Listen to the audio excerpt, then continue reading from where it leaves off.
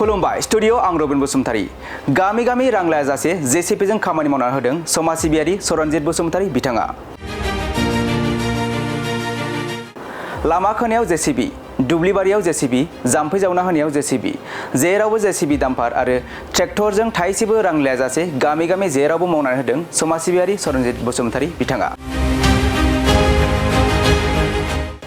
नंगौ बे खेबाव गसाइगाव महकुमानि सिङाव थानाय जमदुवार बियाबनि बेन्दोंआव गोग्लैसोनाय समाज सिबियारि सरनजित बसुमतारीखौ समाजनि बायदि जेंनाजों भुगिनांनानै थानाय जायखिजाया जेंनाखौ मदद होनायाव थाद'नाय गैयै मुखुब जानायखौ नुनो मोन्दों। मख'जाथावदि थिग बेबायदिनो दिनैबो गसाइगाव महकुमानि सिङाव थानाय 3 नं सालजुरि गामिनि गंनै जाम्फैखौ बेसेन नाङाजासे जेसिबिजों जावनानै होदों। बेखौ लोब्बा लाखिनानै 3 नं सालजुरि गामिनि रायजो राजाफोरा बिथां समाज सिबियारि सरनजित बसुमतारीखौ खौरांनि गेजेरजों साबायखर बावहरदों। আমার চরণজিৎ সারক বহুত ধন্যবাদ দি আছো কারণ যেটু আমার 3 নম্বর সালজুরি যেটু কেনেল 1 কিলোমিটার আছিল তো বহুত জঙ্গল আছিল আর কি পাইটু জঙ্গল হয় কিনে মানে পানিটু যোৱা নাছিল আর কি তো আমার সারে এইটু মই দাবি জনাইছিল অতি সোনকালে যাতে যে ধান রোয়ার আগতে যাতে কমপ্লিট হলে আমার ধান গাড়াটো বহুত ভাল হব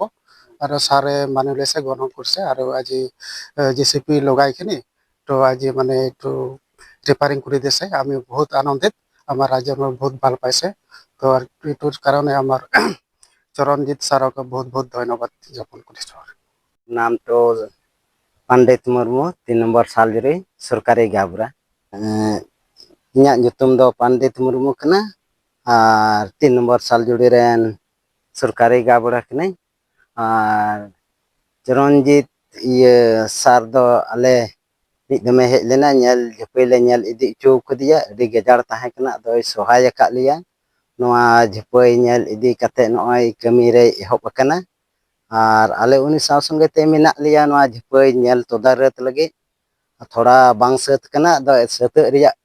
ᱥᱚᱢᱵᱷᱚᱵᱚᱱᱟ ᱢᱮᱱᱟᱜᱼᱟ ᱛᱮᱦᱮᱧ ᱜᱟᱹᱰᱤ ᱵᱟᱹᱲᱤᱡ ᱠᱷᱟᱹᱛᱤᱨ ᱛᱮ ᱟᱫᱚ ᱜᱟᱯᱟ ᱫᱚ ᱵᱟᱝ ᱢᱮᱭᱟᱝ ᱠᱚ ᱟᱹᱜᱩᱭᱟ ᱟᱨ ᱱᱚᱣᱟ ᱫᱚ ᱠᱚᱢᱯᱞᱤᱴᱟᱭ ᱟᱨ ᱡᱟᱛᱮ ᱡᱮᱢᱚᱱ ᱵᱷᱳᱴ ᱨᱮ ᱡᱤᱛᱟᱹᱣ ᱞᱮᱱᱠᱷᱟᱱ ᱟᱨᱦᱚᱸ ᱱᱚᱝᱠᱟ ᱜᱮ ᱟᱞᱮ ᱡᱮᱢᱚᱱᱮ ᱧᱮᱞ ᱞᱮ से आरहों बो आपत्ति दड़िया सार मेनते अब धन्यवाद बो एमावया और उनकाते